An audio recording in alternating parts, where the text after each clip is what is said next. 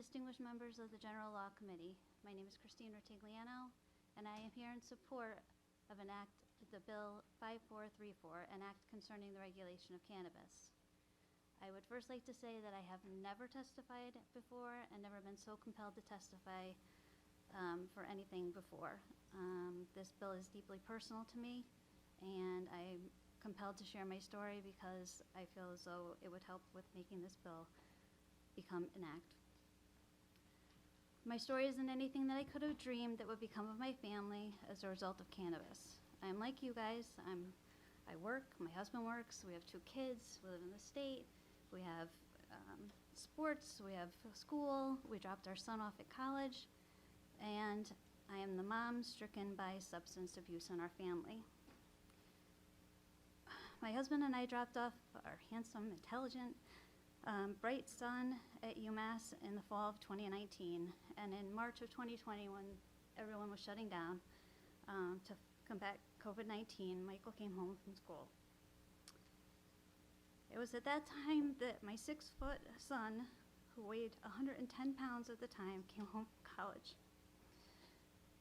He was someone that we didn't know and didn't recognize.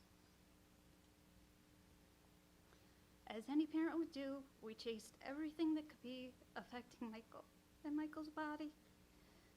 We had no idea what was causing the problems with his stomach, why he couldn't eat, why he was unable to function. We took him to every single specialist in this state that we could. We went to every hospital, we went to the best of the best, we reached out to other cities, other states, anything that we could do to help him. After a litany of tests and unimaginable things that we had to have done in order to rule out everything else for Michael, after 13 trips to the emergency room, it was determined that Michael had something called cannabinoid hyperemesis syndrome, something none of us had ever heard of before, and something that I haven't heard addressed today when the health concerns came up. I would like to let you know a little bit about CHS and how destructive it can be, not only to the person, but to their family.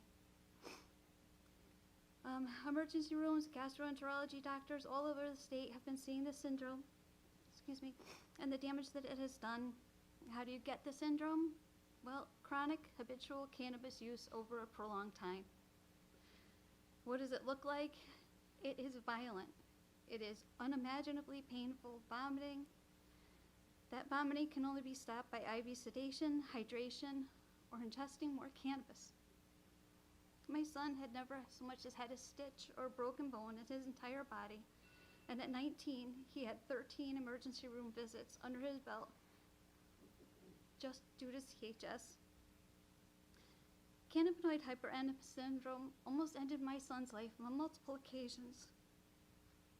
I cannot express the fear and the terror of watching my son turn blue after violently seizing from overdosing on cannabis and becoming unresponsive in mid-state's emergency room. If it were not for the expertise of those emergency room doctors and their staff, I would not have my son here today. He would be gone, and it would be because of cannabis. Just as proud as I was to tell people my son was headed to college on a master's track with scholarships in tow, I am equally as proud to tell you all that my son Michael today is sober.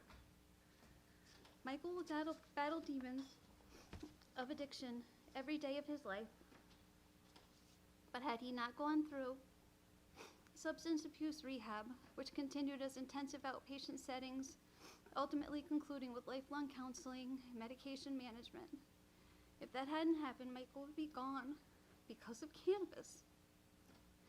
Without the responsible parameters being proposed in the act before you, the risk and likelihood of other families living the nightmare that we have is great.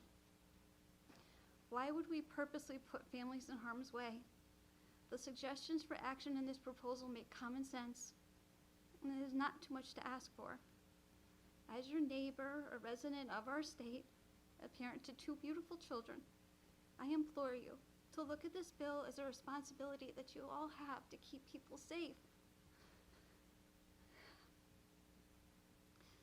So please do the right thing and pass this legislation so that unregulated cannabis and cannabis abuse becomes something that we can manage.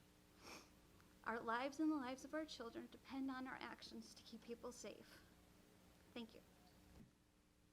I think the point we're trying to make is Michael was under 21. He wasn't legal to consume marijuana. We don't know how he got it. I think over time, you know, it's become sort of like we're normalizing it, and the kids think it's okay. So they start it, and they can't handle it, or they have it in doses that are just so high that they can't really grip with it. It's just not for them.